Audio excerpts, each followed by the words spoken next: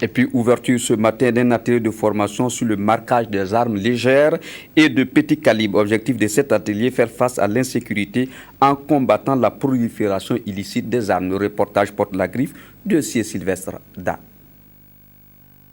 Le chef d'état-major général des armées et les partenaires techniques et financiers, témoins privilégiés du marquage de la première arme burkinabé suivant les normes internationales.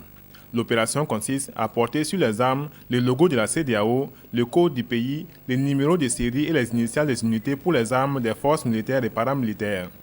Pendant 2 jours, 25 stagiaires seront à l'école de cette technique qui leur sera enseignée par des experts ivoiriens. Il sera également question de traiter des notions de marquage et d'aborder tous les aspects relatifs aux armes légères et de petit calibre. Une formation qui marque le début de la mise en œuvre du programme national de marquage des armes. Nous connaissons en ce moment une recrudescence de l'insécurité qui est nourrie par la prolifération des armes à feu.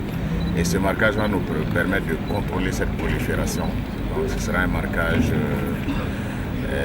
de toutes les armes qui existent dans notre pays et dans la sous-région, puisque c'est une initiative globale que nous menons. Pour l'organisation de cette formation, l'armée bénéficie de l'appui technique du Centre régional des Nations Unies pour la paix et le désarmement et de l'Office des Nations Unies contre la drogue et le crime qui ont aussi offert 3 machines de marquage. Le Japon et l'Union européenne apportent leur aide à travers des appuis financiers. L'ensemble de l'opération est piloté par le Comité national de lutte contre la prolifération des armes légères.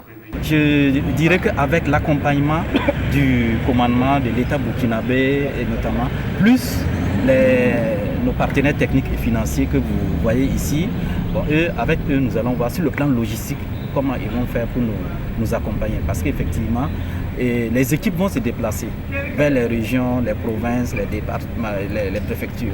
Et cela nécessite des moyens logistiques. Au sortir de cette session de formation, ces participants seront à leur tour chargés de former d'autres acteurs burkinabés du domaine des armes légères et de petits calibres.